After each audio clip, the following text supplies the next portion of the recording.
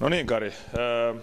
Mikä oli ensimmäinen isompi kokonaisuus, mitä halusit muuttaa, kun tulit HC Leviin? Vad var det grösaste saken och det hauptpunkten du valde ändern in HC Leven nu herkomt? No ensinnäkin tietenkin pitää nähdä kokonaisuus, että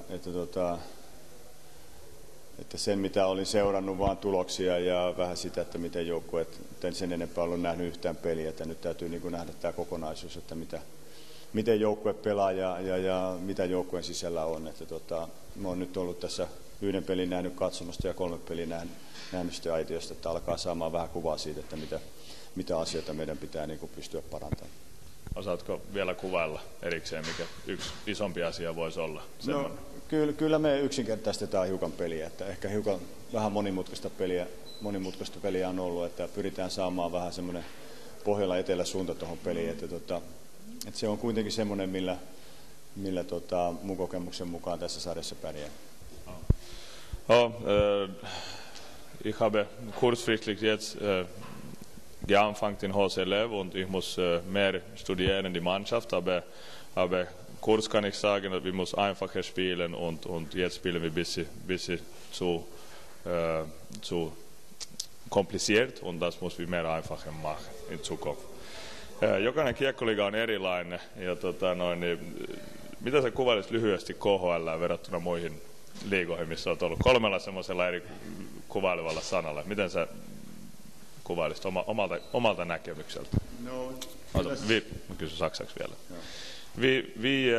Vi könnte du, alle hockeyliga sin andra sin väl, vi könnte du erklära KHL med de andra liga? No, maailman toiseksi paras liiga, se on selvä asia.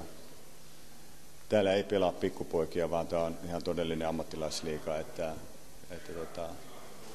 tietenkin pelin voittaminen on hankala täällä. Sun pitää kyllä joka ilta pystyä niin kuin antamaan kaikensa ja jokainen pelaaja, niin silloin sulla on mahdollista voittaa.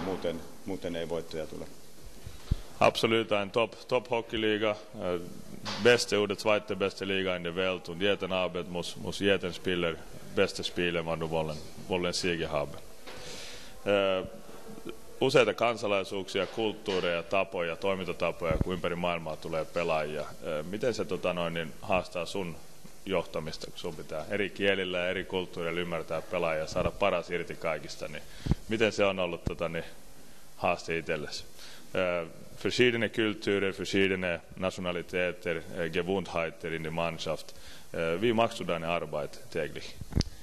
No, se on itse asiassa oli se yksi haaste, minkä mä mielellään otan vastaan, että tavallaan sä pääset valmentamaan joukkuetta, jossa on Tšekin maajoukkuepelaaja, Slovakian maajoukkuepelaaja, Ruotsin maajoukkuepelaaja, Suomen maajoukkuepelaaja ja siihen vielä Pohjois-Amerikan lisäksi, niin eihän tämmöistä mahdollisuutta varmaan tule koskaan. Että se oli yksi sen, minkä takia mä tämän työn otin vastaan. Mutta meidän valmennuskieli on englanti ja jokainen tuolla kopissa ymmärtää englantia täydellisesti, että sillä tavalla niin kun ei tarvitse eri kielien kanssa olla tekemisissä. Mutta onhan se tietenkin haaste sitten tavallaan sen joukkueen rakentamisen ja meillä on kuitenkin 15-16 uutta pelaajaa tälle vuodelle viime vuodesta. Että niin kyllä meillä senkin eteen täytyy koko ajan huomioida se, että se joukkue on kuitenkin se, mikä sitten menee edelle kaikista yksilöistä.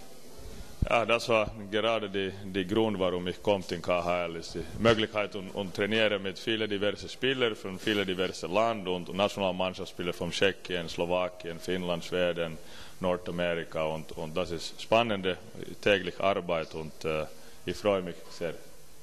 Kiitos, Kari. No niin, kiitoksia. Kiitos ja tsemppiä. No, Danke.